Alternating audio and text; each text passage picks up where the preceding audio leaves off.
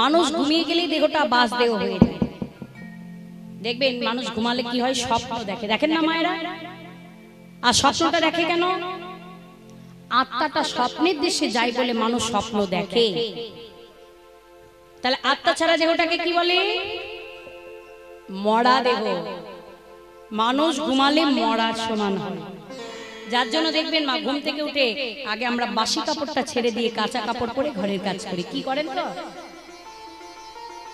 তাহলে দেখুন রাস তো নিত্য শুদ্ধ বস্তু। রাসকে শ্রবণ করতে গেলে দেহ যদি শুদ্ধ আর পবিত্র না হয়, রাস শুনে কোনো ফল লাভ হবে না। তাই সদ্গুরুর চরণ আশ্রয় করে দেহটাকে আগে শুদ্ধ আর পবিত্র করতে হয়, তারপরে এই বৃন্দাবনের মাটি অঙ্গ স্পর্শ করতে হয়, তবে কিন্তু রাস শুনে ফল লাভ পাওয়া যায়। তাহলে সেই রাসলীলা বস্তুটা জানতে গেলে রাস কাকে বলে আগে জানতে হবে। আমা ভক্তের সঙ্গে ভগবানের মহামিলন আনন্দের নামই হলো রাস।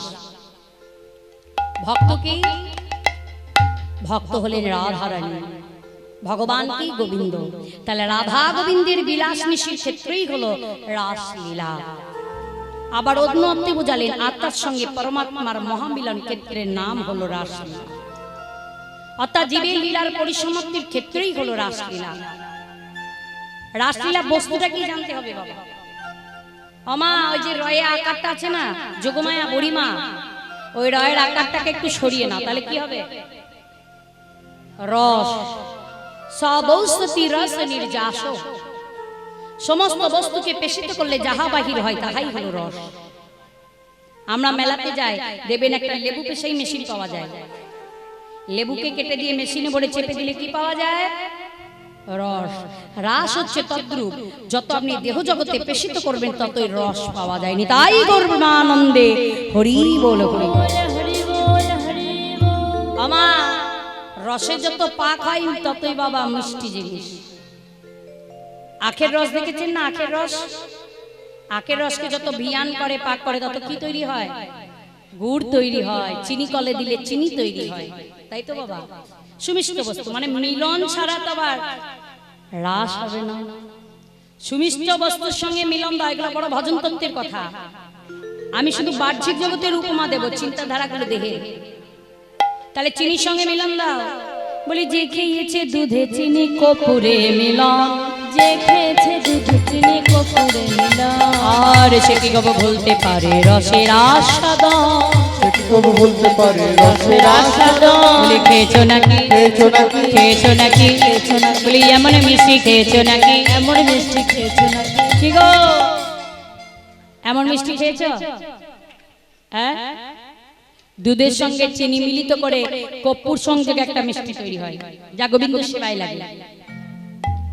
বলতে পারবে সেই মিষ্টিটার নাম কি? মিষ্টির নাম কি? সন্দেশ।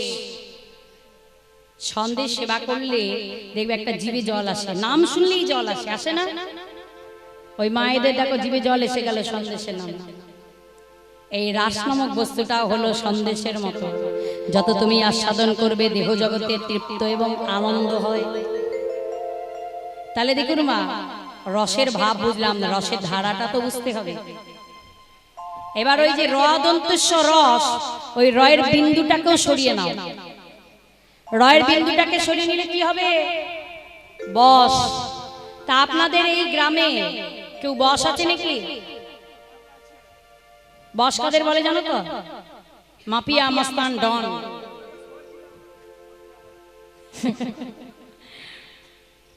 কি গো আপনাদের গ্রামে কেউ বস আছে? নাই? এই আছে, আমি দেখলাম, আমার সঙ্গে দেখা হয়েছে। হ্যাঁ, কি গো মা আপনাদের গ্রামে বস নাই? হ্যাঁ যা, আমি দেখেছি। আমার আপনাদের কাছে নামটা বলবো, সেই বসের নাম বলবো, রাগ করবেন না? বাবা সবাই কত আগ্রহ করে আছে, দেখো আমাদের পাড়ার ডনকে জানতে হবে, তাই না? হরি বল হরি বল। মা আপনারা দেখেছেন নাকি জানি না, আমার সঙ্গে দেখা হয়েছে। এই যে সূর্য পূজার সময় এখানে একটা দেখলাম ছোট্ট গোপাল ছিল বাঁশি হাতে, সেই তো ডন গো, সে আমাদের বস, জগৎ দুনিয়ার বস। আপনারা কি ভাবলেন আমার কোনো মস্তানের সঙ্গে দেখা হয়েছে? কটা মাথা আমার বাবা, এরা সাজা বস, এদেরকে ভয় পেও না। একমাত্র গোবিন্দকেই আমরা ভয় পাই, তার কথাই চলছি ফিরছি কথা বলছি। এই যে আজকে রাত্রি জেগে আপনারা কীর্তন শুনছেন, তার বসে তিনি চাইছেন তাই আপনারা শুনছেন, তিনি বলাচ্ছেন তাই আমি বলছি, তিনি শোনাচ্ছেন তাই আপনারা শুনছেন। আমরা কেউ নই গো, তিনিই আমাদের সবার বস। অমাবসের আর একটা অর্থ আছে, বলবো? আমি জানি এই কথাটা বললে লিগ্ঘাত মায়ের আমাকে মারবে, আমি জানি। যদি আপনারা বলেন বলবো, নইলে বলবো না, রাগ করবেন না, কেউ কথা দিয়েছেন। ওই অনেক মায়ের স্বভাব আছে, ওই সাধু বাবাদের কাছে গিয়ে ওই স্বামীদেরকে বশ করার জন্য তাবিজ কবর নিয়ে আসে, ওটাকেও বশ বলে। কি গো মায়েরা করেন নাকি? এখানে কোন কোন মায়েরা করেন স্বামীদেরকে বশ? বাবা বশ করলে কি আর আমাকে বলবে? হ্যাঁ বাবারা, আপনারা বশ হয়েছেন নাকি বুঝতে পারবেন? হ্যাঁ, ওটা গোপনের কাজ। বাবার বাড়ি যাবার নাম করে 10 টাকা টুকটুকি ধরে সাধু বাবার বাড়ি। বাবা পুকুর ঘাটে গিয়ে পরের দিনই গল্প আরম্ভ হবে, বোন গিয়েছিলাম বলে স্বামী কত ভালোবাসে। কিন্তু জেনে রাখবেন ওটা জড়িবুটির ভালোবাসা, ওটা স্বামীর ভালোবাসা নয়। 6 মাস পরে কেটে যাবে, আবার যেতে হবে, কারণ যোগ বশ করে কোনো ভালোবাসা হয় না। অমা, যোগ বশে ভালোবাসা হয়? যদি ভালোবাসতেই হয় প্রেমে বসীভূত, যদি ভালোবাসতে হয় ভালোবাসাই বশীভূত করো। যে প্রেম ভালোবাসাই বশীভূত করলে তোমাকে জন্মে মরণে ছাড়বে না। যে প্রেম ভালোবাসায় বশীভূত করলে তোমাকে মুখে কিছু বলতে হবে না, দেখবে বলার আগে সে তোমার মনের কথা বুঝে গিয়েছে, এটাই দেখবে ভালোবাসা। তোমাকে কিছু চাইতে হবে না, দেখবে চাওয়ার আগে সে তোমার সব আশা পূরণ করে দিয়েছে। যে আশা পূরণ করেছিলেন রাসহাটে ছোট্ট 8 বছরের বালক শ্রী গোবিন্দ, বাঁশির সুরে সবাইকে বশ করে 16 সহস্র গোপিনীর মন বশীভূত করলেন। নিজ নিজ সংসারকে পরিত্যাগ করে ছুটতে ছুটতে চলে আসেন কোথায়? শ্যামের বাঁশি বাজে শারদীয় পূর্ণিমা রজনীতে। যদিও আজকে সেই তিথি নয়, কিন্তু বর্তমানে হয়ে গিয়েছে সেই রজনী, সেই তিথি সামনে আসছে বাবা, রাস পূর্ণিমা। কিবা শারদ চন্দ্র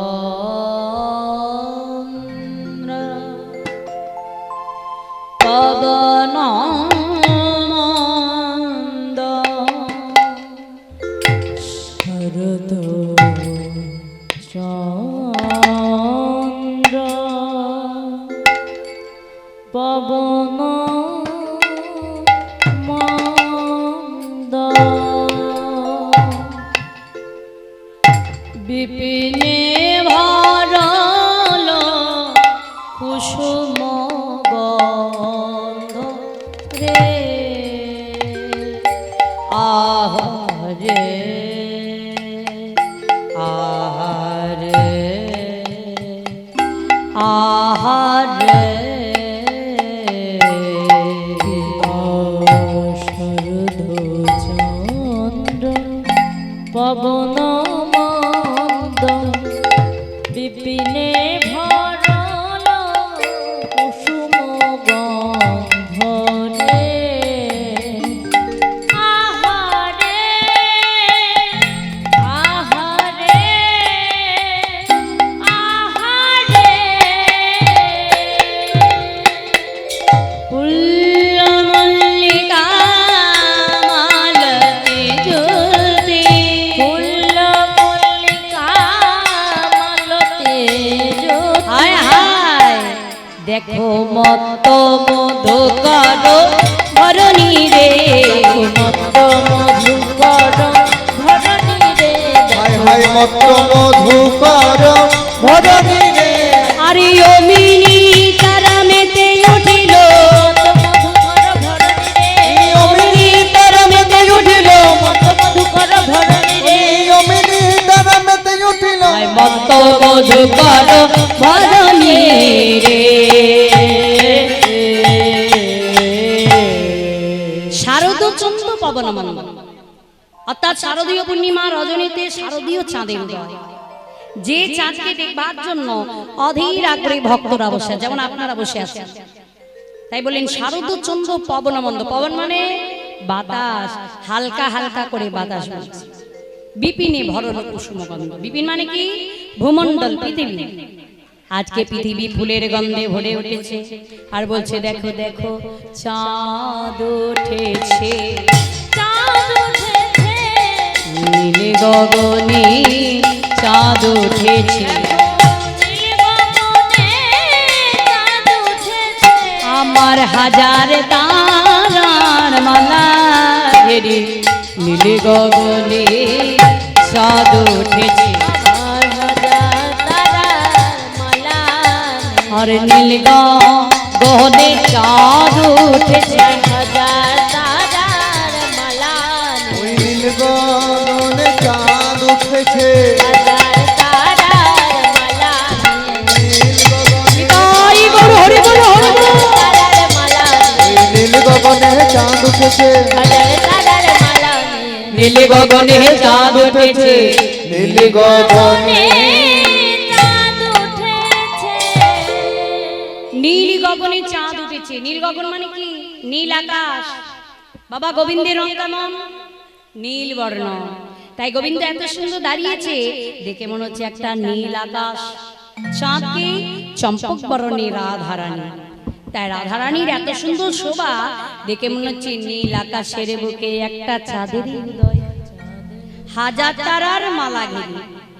তারার মালা কারা? যারা গোপিনী সকল, যারা রাধা গোবিন্দকে ঘেরে ঘেরে দাঁড়িয়ে আছে, তাদেরকে দেখে মনে হচ্ছে তারা ফুটেছে।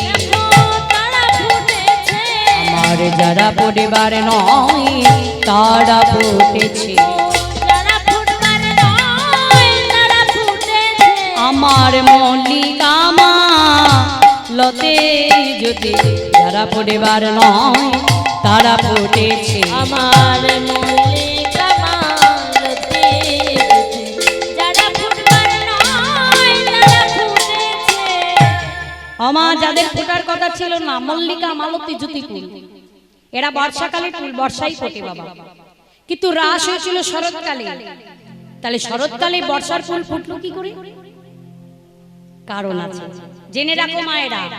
এই রাস পূর্ণিমা একটা দিনই পৃথিবীতে ষড়ঋতু একসঙ্গে প্রবাহিত হয়। ষড়ঋতু কি? অমা ষড়ঋতু কি? গ্রীষ্ম, বর্ষা, শরৎ, হেমন্ত, শীত, বসন্ত। এই যে ৬টা ঋতু এই রাস পূর্ণিমার দিনে উদয় হয়ে যায়। তাই আজকে সমস্ত ফুলও ফুলে উঠেছে। ফুল তো ফুলে উঠবে। বৃন্দাবনে ফুল কারা? যারা ১২ বৎসরের কুমারী, তারা হলো এই বৃন্দাবনের ফুল। আর প্রত্যেকটা ১২ বৎসর কুমারী ফুলে শ্রী গোবিন্দ হেন ধন উঠেছে। তাই বললো ফুলেই উঠেছে, ফুলেই উঠেছে। আর ফুলই যখন ফুলে উঠে ভ্রমর কুসুমের কানে কানে গিয়ে ফুলকে জাগিয়ে দিচ্ছে, কুসুম আর ঘুমাইয়ে থেকো না রাধা গোবিন্দের বিলাস রজনী। বৃন্দাবনে 2 ধরনের ভ্রমর বাবা। এক হচ্ছে শ্বেত ভ্রমর, মানে ভক্তরূপী ভ্রমর। তারা কি করে জানো? ফুলকে ছুঁয়ে ছুঁয়ে জাগিয়ে দেয়। আর একটা হলো লম্পট ভ্রমর, কালো ভ্রমর। তারা কি করে জানো? বলে কালো ভ্রমর রাঙা ফুলে মধু খায়, কালো ভ্রমর রাঙা ফুলে মধু খায়, কালো ভ্রমর রাঙা ফুলে মধু খায়, কালো ভ্রমর রাঙা ফুলে মধু খায়। কখনো এ ফুলে কখনো ও ফুলে, ফুলে ফুলে অলি আসে যায়, কখনো এ ফুলে কখনো ও ফুলে, ফুলে ফুলে অলি আসে যায়। আর কালো ভ্রমর রাঙা ফুলে মধু খায়।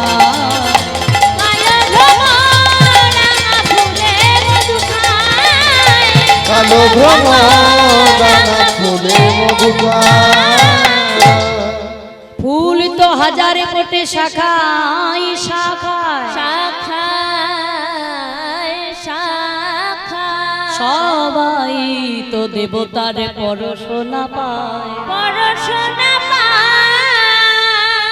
কি গো মায়েরা, গাছে তো অনেক ফুল ফোটে, সব ফুল কি গোবিন্দ সেবাই যায়? কেউ যাচ্ছে বিয়ে বাড়ি, কেউ যাচ্ছে অন্নপ্রাশন বাড়ি, কেউ যাচ্ছে শ্রাদ্ধ বাড়ি, ভাগ্যচক্রে কেউ কেউ আসে দেব বাড়ি। তদ্রূপ আমাদের এই মানব জনম, আমাদের এই ফুল জনম, আমরাও সবাই কিন্তু জন্ম নিয়েছি, কিন্তু সবাই গোবিন্দ সেবায় লাগতে পেলাম, পেয়েছি।